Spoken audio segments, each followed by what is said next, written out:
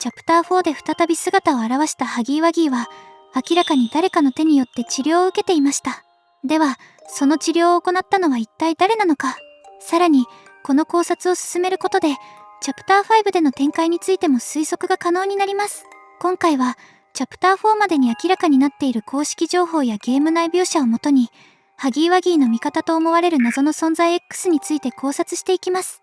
少しでも参考になったら、チャンネル登録や高評価をお願いします。ハギーワギーの奇跡。チャプター1のハギーワギーはロビーで監視役を担い、その後は換気ダクトを使って主人公を執拗に追跡します。その後足場が崩れ、工場の地下へと落下しました。落下の過程では、まず胸部を強打し、続いて左肩、後頭部、顔面を強く打ちつけ、血痕を残しながら回転するように落ちていきます。落下した場所はストレージベイと呼ばれるエリアです。ここは製品や材料を一時的に保管する収納エリアを指します。チャプター2でもハギーの痕跡が確認できます。ルーム C2 というブンゾバニーの生産ラインへとつながる区画です。ここの壁にはハギーの毛並みに酷似した毛と血痕が残っており、落下後のハギーがこの壁をよじ登って狭い穴へ入った可能性が示唆されます。これが後の復活への伏線となっていました。ハギーの再登場が明確なのは、ラストのラボでレースの VHS を視聴している時です。ラボの外から現れ、主人公へと襲いかかり、赤い煙とともにゲームは終了します。この時のハギーには治療の痕跡が見られるため、チャプター1の落下で負った傷を手当てされた上で再登場したと考えるのが自然です。では、誰がハギーを治療したのか、なぜこの場所に現れたのか、ここからは、ハギーの味方と思われる謎の存在 X について順を追って考察していきます。ハギーの味方。ハギーを治療したのは、ハギーが死んでは困る存在 X です。その理由はまだ明らかではありませんが、少なくともハギーの味方であることは確かだと考えられます。消去法から主要キャラクターの可能性を探ってみましょう。ポピーのセリフに、博士、キャットナップ、マミーとハギー、みんな死んだわ。もう、あなたに味方はいない。というものがあります。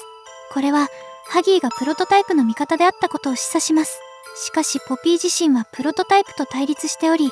ハギーがいない状況を有利と考えているため、治療に関わった可能性は低いでしょう。プロトタイプ、ハギーの味方である可能性は非常に高いです。喜びの時間を計画、他のおもちゃたちもキャットナップの招集に応じています。キャットナップはプロトタイプを崇拝しているため、この場に応じたおもちゃや実験体はプロトタイプ勢力とみなせます。キシーミシー、公式設定ではハギーの恋人または配偶者であり、明確に味方です。スリープウェルのミュージックビデオでも仲睦まじく描かれています。ただし、ポピーにとってはハギーは敵の立場です。協力的なキシーが目の前にいる場面で、ポピーがハギーは死んだと2度も口にするのはポピーがサイコパスなのか、ハギーが中立的立場だった可能性もあります。マミー・ロングレックス、ポピーがマミーを殺したことを喜んでいた発言から、2人は敵対関係だったことがわかります。一方、マミーは孤児に優しい性格で、元孤児のハギーと対立する理由はなさそうです。同意、ポピーともキシーとも友好関係を築いており、ハギーには中立的立場と言えます。ソーヤー博士、公式 YouTube でハギーは自分の作品と語っており、敵対する理由は見当たりません。味方側の人物と見て良いでしょう。ひとまずまとめるとこのようになりました。ハギーを治療した X とは、ハギーの味方として描かれているのは、キシー、プロトタイプ、マミー、ソーヤー博士、そして一部ではポピーも候補に含まれるかもしれません。しかし、実際に治療を行える条件と状況を照らし合わせると、可能性は大きく絞られます。マミーはチャプター2の間、主人公につきっきりだったため、ハギーを治療する時間はほぼありません。ソーヤー博士はモニター越しに監視しており、ハギーの落下地点を特定することは容易だったはずです。比較的自由な時間も持っており、複数のソーヤーボディを利用して遠隔で治療を行うことも可能と考えられます。プロトタイプは現在、他の実験体の回収が主な活動のようですが、それほど頻繁な作業ではないため、ハギーの回収に向かい応急処置を施した上で主人公の前に送り込むことは十分にあり得ます。キシーはチャプター2の時点でゲームステーションに滞在していました。ハギー撃退の件を知っていたかは不明ですが、主人公を助ける行動をとっています。ただし、キシーはポピーと同行していたため、ハギー治療の時間は取れなかったと考えられます。ポピーとハギーが敵対関係にあるため、その間の治療は現実的ではありません。ポピーの場合、身長5メートルを超える大型実験体であるハギーワギーを治療するには、相応の医療器具や広い作業スペースが必要になります。骨折や出血を伴うような重傷の処置は、特に規模の大きな設備や複数人での作業を前提とするため、小柄なポピーが単独で行うのは極めて困難です。さらに、ポピーはチャプター2序盤からすでに囚われの状態にあり、自由に行動できる時間もほとんどありませんでした。以上から、X の正体として可能性が高いのはソーヤー博士とプロトタイプだと考えられます。かわいそうなハギー。相関図から見る限り、もしハギーがプロトタイプ陣営に属していたなら、彼らによって治療され、再び戦場へ駆り出されたと考えるのが自然でしょう。ハギーは確かにソーヤー博士が手掛けた実験体1170であり、これまでロビーで監視役を務めてきましたが、それは従順さではなく我慢強さによるものとみられます。実際、ハギーは1992年に工場からの脱走を試みています。回収チームが対応に苦戦した様子から、この事件は意図しない実験体による初の脱走劇だった可能性が高いでしょう。レースはこの件に激怒し、事件を隠蔽しました。それにもかかわらず、なぜレースは逃亡歴のあるハギーを再びロビーに配置したのか。これは、ハギーが二度と逃げないと確信していたからだと考えられます。レース自身も、ハギーは完璧なセキュリティだと語っています。この背景から、脱走事件の後にソーヤー博士がハギーを再調整し、工場のセキュリティシステムとして機能するよう改造したと考えられます。ソーヤー博士もストーリーソーファーで、侵入者が工場の防衛システムの一つを作動させた。そして彼は設計された通りに行動したと発言しており、その後ハギーは主人公を襲う行動をとっています。つまり、ハギーはただの実験体ではなく、完全にコントロールされた存在になったということです。チャプター1とチャプター4で同じ警報音と共に登場しているのも、この設定を裏付けています。さらに、この点については、ポピープレイタイムのストーリー構築に関わっていたアイザック氏が X で行った Q&A でも言及されています。彼は、レースの VHS は意図的にそうしたと答えており、つまりレースに関する演出や設定は偶然ではなく、物語上の意図を持って仕込まれていたことになります。この発言を踏まえると、ハギーの登場タイミングや行動パターンが警報と連動しているのは、単なる演出ではなく、工場防衛システムとしての役割を明確化するための物語的伏線だった可能性が高いと言えます。さらに公式ストーリーブックには、PW 科学チームの内部ジョークとして、何か問題が起きると、すぐに誰かが全てコントロールされてることだ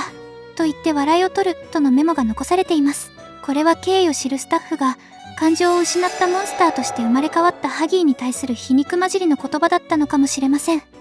ポピーの嘘。ポピーがキシーのパートナーであるハギーについて死んだと発言した場面は一見すると無神経でサイコパス的にも見えます。しかし状況を考慮するとこれはあえてそういった可能性も否定できません。工場内には防犯カメラや盗聴装置が多数あり、その存在は VHS 映像や公式ストーリーブックからも確認できます。つまり常に誰かに監視されている環境下にあったわけです。ポピーはこのことを把握していたため、行動や発言に細心の注意を払い、通気ダクトを使って監視を避けながら移動していた可能性もあります。そのため、敵対勢力に悟られないよう、実際には味方であるハギーを守るために、死んだと発言したとも考えられます。もちろん、この場合は事前に騎士へ真意を伝えておく必要があります。ただし、仮にハギーがコントロール下にある状態で助け出したとしても、今後ポピーたちの計画を妨げる存在になる可能性は残ります。このことから、ポピーと騎士はハギーの状況を把握しつつも、目的のため、現状では助けられないという判断を下していたと考えられます。さらに、プロトタイプとのやりとりで出た、黙れ、もう自分を偽る必要はないよ。というセリフは、ポピー自身が言った偽装や演技も含めた上での言葉であった可能性があります。つまり、ポピーの発言は表面通りに受け取れるものではなく、監視や駆け引きを前提とした多重的な意図が隠されていたと推測できます。一人しかいない。ここまでで見えてきたのは、ハギーがコントロールされた警備システムであり、ポピーやキシーにはどうすることもできない状況にあったということです。そして、そのハギーを治療し、主人公に差し向けた存在、それが X です。主人公が最終的に追い詰められた場所はラボであり、現在そこにいると考えられるのはただ一人、プロトタイプです。ソーヤー博士の発言からも、プロトタイプは主人公を恐れているようで、ラボに入られることを避けたかったことが伺えます。そのため、彼はハギーを応急処置してでもラボに送り込む必要があったと考えられます。ハギーはかつてロビーで監視役を務め、侵入者を即座に排除できる存在として評価されていました。その体格と耐久力、落下耐性4のエンチャントは工場の防衛戦力として極めて有用であり、プロトタイプにとっては重傷のまま放置するよりも簡易的にでも治療し再び戦線に復帰させる方が合理的だったのでしょう。つまりプロトタイプがハギーを治療した理由はラボの防衛と主人公排除という明確な戦術目的に基づくものと考えられます。チャプター1での落下からチャプター2でのマミー回収までには一定の時間があり、この間に治療が行われた可能性が高いです。元のリボンを止血代わりに巻き、粗末な包帯を巻いただけの簡易処置であったことからも、医療的な設備や技術を持つソーヤー博士ではなく、専門家ではない存在による応急的な手当だったと推測されます。プロトタイプは時計からレーザーポインターを作れるほど機械に詳しいですが、医術に長けてるという情報はないです。一方、キシーは主人公に友好的で、犠牲を払ってまで助けています。これは警報システムを解除できれば、パートナーであるハギーを味方にできる可能性を示唆しているかもしれません。もしプロトタイプがハギー復活のきっかけを作ってしまったとすれば、その判断は後に自らの命取りになる可能性もあります。ポピープレイタイムのストーリー構築に関わったアイザック氏も、X 上でハギーの復活は初期構想からあったと語っています。これは、ハギーが物語の最終局面において欠かせない存在であり、終盤で重要な役割を担うことを示唆していると考えられます。もしかすると、これはチャプター5でハギーが味方になる伏線なのかもしれません。あなたはどう思いますか？コメントでぜひ教えてください。